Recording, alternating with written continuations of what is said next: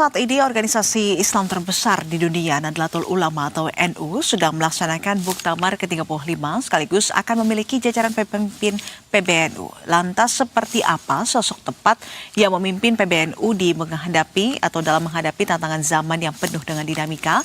Kita akan membahasnya bersama dengan tokoh senior Nahdlatul Ulama yang juga adalah Wasekjen PBNU periode 1999 hingga 2004, Mas Duki Bait Alwi. Assalamualaikum warahmatullahi wabarakatuh, Pak Mas Duki. Selamat sore.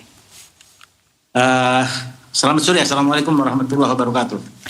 Waalaikumsalam. Pak Mas Duki, langsung saja saat ini tengah diselenggarakan muktamar untuk memilih pemimpin PBNU periode 2026 hingga 2031. Saat ini sosok pemimpin seperti apa yang ideal dan kemudian dibutuhkan untuk memimpin organisasi Islam terbesar di dunia di tengah perubahan zaman saat ini?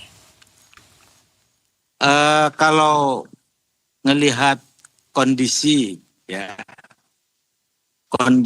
atau peta strategis bangsa dan negara gitu ya. Juga melihat posisi politik global saat ini gitu ya. Maka NU sangat membutuhkan kepemimpinan yang punya visi ke depan, jauh ke depan ya. Visi bagaimana agar jalannya negara ya dan jalannya pemerintahan itu bisa berjalan stabil. Satu, yang kedua, bangsa dan negara ini ke depan itu akan diisi oleh generasi yang lebih muda. Sehingga dengan demikian maka yang akan memimpin NU itu adalah orang-orang yang mempunyai kemampuan dan menghayati anak-anak muda gitu ya. Maka kalau ngelihat itu saya ada optimisme melihat kandidat-kandidat ketua umum yang muncul pada saat ini. Jadi ada namanya Gus Kikin. Gus Kikin itu adalah generasi ketiga dari Hadratus Syekh. Saya kira itu adalah di Tebu Ireng ya. Beliau itu adalah pimpinan Pondok Pesantren Tebu Ireng. Secara nasab dia adalah generasi ketiga dari Hadratus Syekh. Lalu kemudian generasi keduanya itu ada Gus Dur, ada ibunya Khairiyah dan seterusnya. Generasi keduanya ada Gus Solah dan kemudian yang ketiganya adalah Gus Kikin dan yang lain-lain. Nah, yang menarik bahwa Gus Kikin ini juga adalah orang yang mempunyai visi entrepreneurship yang baik. Karena beliau adalah seorang pengusaha. Beliau adalah orang yang sudah melanglang buana dalam melakukan bisnis. Salah satunya yang dia dalam itu adalah eksplorasi offshore ya, minyak dan seterusnya. Jadi beliau sudah tidak mempunyai problem dengan masalah finansial gitu ya. Sehingga dia sudah selesai dengan dirinya, sudah selesai dengan keluarganya, sehingga dia bisa mempunyai kesempatan yang bagus untuk memimpin Nahdlatul Ulama. Yang berikutnya adalah Gus Yahya. Kita tahu semuanya Gus Yahya siapa. Dan kita juga tahu sepak terjangnya seperti apa. Dan dia selama ini sudah memimpin NU selama 5 tahun. Jadi ada incumbent istilahnya. Ada track record yang sudah bisa dinilai oleh umat dan rakyat Indonesia.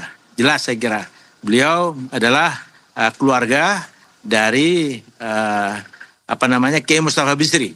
Beliau mempunyai track record keilmuan keagamaan yang baik dan dia juga punya pengalaman yang luar biasa dalam bidang organisasi keagamaan Islam. Ya. Itu saya kira sebuah modal yang bagus. Dan seterusnya ada Gus Rozin, ada dari Jawa Tengah. Beliau adalah putra Kiai Sahal Mahfud, jadi Rais Am periode yang lalu. Lalu kemudian ada juga Kiai Yusuf Hudhari. Jadi orang yang selama ini mempunyai kemampuan yang luar biasa, baik entrepreneurship atau memimpin pesantren. Beliau semuanya adalah anak-anak muda. Okay. Sehingga optimisme mesti dipasang untuk kalau kita berbicara mengenai kepemimpinan NU ke depan. Saya kira seperti itu. Nah, itu akan diimbangi juga oleh yang mengasuh yang mengasuh itu adalah roh Islam, orang-orang sepuh. Nah, siapa aja yang akan mengasuh kita juga sudah tahu, nanti akan ditentukan di dalam sistem ahlul hali wal aqd. Sistem pemilihan yang yang dilakukan zaman pasca Rasulullah wafat, itu sistem pemilihannya adalah ahlul hali wal aqd, dan ini juga dilakukan seperti itu. Saya kira optimisme mesti kita bangun ya bersama untuk NU ke depan. Baik. Kira-kira begitu, Mbak. Baik, jadi artinya masing-masing calon ketua umum PBNU selanjutnya ini memiliki kelebihan dan historinya masing-masing begitu ya. Lantas menurut Anda PR apa saja yang akan dihadapi memimpin PBNU periode 2026-2031 dan seberapa penting kemudian sosok pemimpin PBNU ini bagi kemaslahatan bangsa, Pak Mas Duki?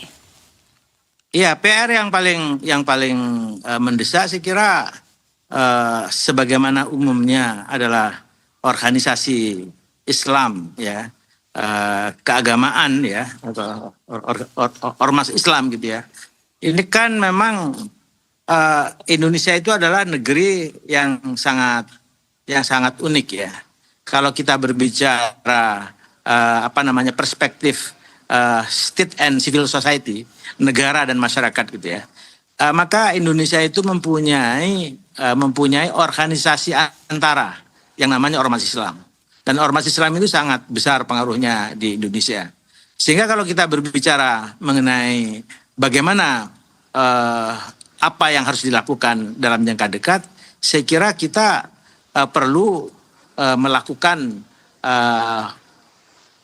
pendekatan yang baik ya antar satu ormas Islam dengan ormas Islam yang lain, agar dia menjadi sebagai kekuatan ya, sebagai kekuatan, apakah itu dalam perspektif untuk mendukung negara supaya jalannya kenegaraannya itu sukses, kalau memang tujuannya dan visinya, kebijakannya benar.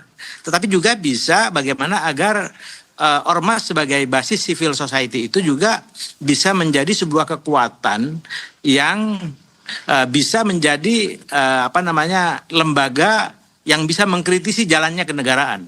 Jadi supaya negara itu lebih bagus ke depan, memang butuh ditumbuhkan butuh ditumbuhkan daya kritis masyarakat, dan itu mestinya muncul dari ormas-ormas Islam, terutama seperti yang besar seperti Nahdlatul Ulama ini.